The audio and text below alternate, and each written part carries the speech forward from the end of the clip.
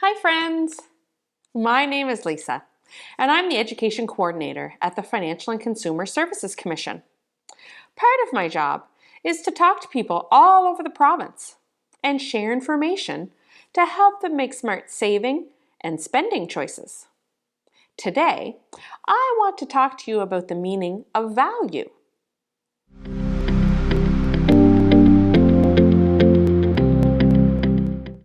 First things first, physical money itself doesn't really have any value. I mean, it's just a piece of paper or a circle of metal. Money is only worth something because we all agree that it is. For example, how much is this worth? See, we all agree this is worth $10, or it has $10 of value. The word value and worth are often used to mean the same thing when we're talking about money. But I want to ask you to look at the word value in a different way. Question time! Here are some questions you can think about. What is a value? Does everyone value the same thing? And do people's values change over time? If you notice the heart on your screen, that was a clue to the other meaning of value that I want to talk about. When something is really important to you, it has what we call a value. For us to understand how to be smart with our money, we need to think about why we want to spend or save it. Values are usually not things. You usually can't buy values at the store. And it can be hard to replace things you value if they're lost. Think about some of the things you value, like family, friends, pets, health, love, or even creativity could be something you value. I want to tell you a story that explains how values relate to money. I have a dog. Her name is Harper, and she is 2 years old. She only weighs 7 pounds, so she's pretty tiny, and my husband and I love her very much. She's like family to us, but it does cost money to take care of her, and I want to share with you some of those costs. First, she has to eat, and have a place to sleep, and a few toys to keep her busy. All those things cost money. She also has to see the vet or animal doctor at least once a year for a checkup and to get her needles to keep her healthy. And finally, since my husband and I both work away from our home, we have someone come to our house and let her out to do her business because it's hard for her to stay home alone all day.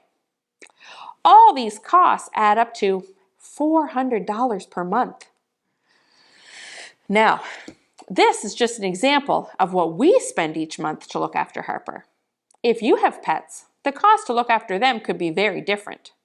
But the reason why I'm sharing this story with you is to show you that when something is really important and special to you, you may want to save and spend your money on those things first, before spending on things that maybe aren't as important to you. Let's look at this another way. Do you think if I didn't have enough money to pay for my home or my food, that I would be able to pay someone to help look after Harper?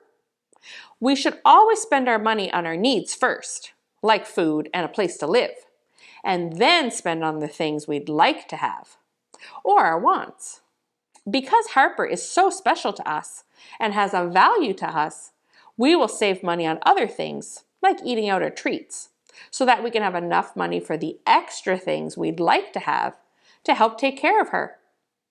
And when we think about what we spend our money on, we should try to remember that it should always be something that's important to us or has a value to us. And when we spend all our money on things that aren't really that important to us, we might end up not having enough for the things that we really value. Activity time! Go find a jar, a box, or even an envelope to create a bank and some magazines or newspapers for pictures. Or you can draw your own pictures. You can use some crayons, markers, stickers, or other art supplies for this activity. You can pause me while you go get ready. All set? I want you to think about your values and write them down. Draw or cut out pictures to represent them. Next, think about some things that cost money that relate to those values. Here are a few examples to get you thinking.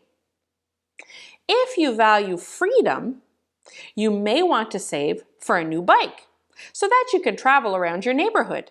If you value your health, maybe you will save for a bike to use for exercise.